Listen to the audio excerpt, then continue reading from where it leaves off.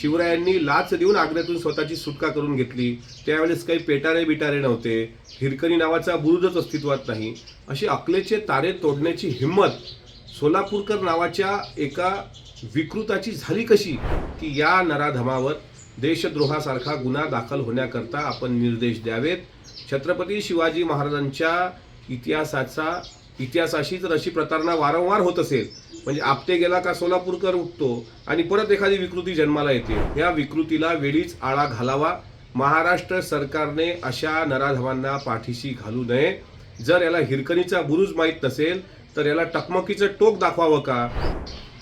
राहुल सोलापूरकर हा व्यक्ती चित्रपटामध्ये जसा हैवान आहे तसा वैयक्तिक जीवनात किती हैवान असू शकतो याचं ज्वलंत उदाहरण काल त्यांनी छत्रपती शिवरायांच्या इतिहासाबद्दल जे काही चुकीचं भाष्य केलं त्यातून जाणवतो।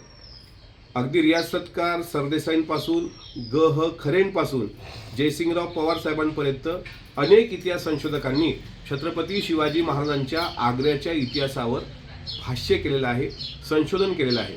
शिवाजी महाराजांचा इतिहास हा गमतीने नाही तर गांभीर्याने घेण्याची गरज असताना अशा प्रकारे शिवरायांनी लाच देऊन आग्र्यातून स्वतःची सुटका करून घेतली। त्यावेळेस काही पेटारे बिटारे नव्हते, हिरकणी नावाचा बुरुजच अस्तित्वात नाही। अशी अकलेचे तारे तोडण्याची हिंमत सोलापूरकर नावाच्या एका विकृताची झाली कशी?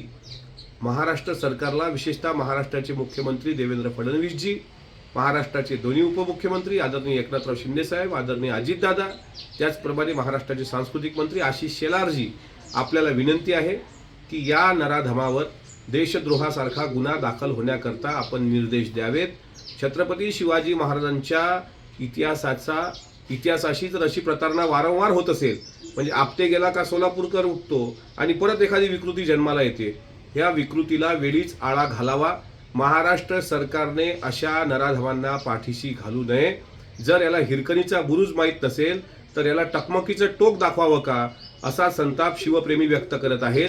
त्यामुळे सोलापूरकर यावर महाराष्ट्राचे मुख्यमंत्री देवेंद्र फडणवीसजी आपण कायदेशीर कारवाई कराल अशी मला अपेक्षा आहे। आणि जर शासनाने कारवाई केली नाही तर मी स्वतः विधिमंडळाच्या येणाऱ्या अधिवेशनामध्ये या वादग्रस्त वक्तव्याचा निषेध करेलच। पण अशा प्रकारचा कायदा जर मांडला तर तो पारित या सरकारने करावा। महाराष्ट्राची जनता शिवाजी महाराजांचा अपमान सहन करून घेत नाही। शिवाजी महाराज हा गमतीने घेण्याचा विषय नाही। छत्रपती शिवाजी महाराज हे जाज्वल्य शौर्याचं प्रतीक आहे। ते राष्ट्र निर्माते आहेत, ते युग निर्माते आहेत। अशा प्रकारे कोणी उपटसुंब उठतो आणि आपण टकलू हैवान कसे होतो ते सिद्ध करतो। म्हणजे एखाद्याच्या डोक्यावर केस नसले तर तो किती हैवान असू शकतो याचं उदाहरण राहुल सोलापूरकर आहे। अशा हैवानाला वेळीच आवर घाला, त्याच्यावर कायदेशीर कठोर कारवाई करा।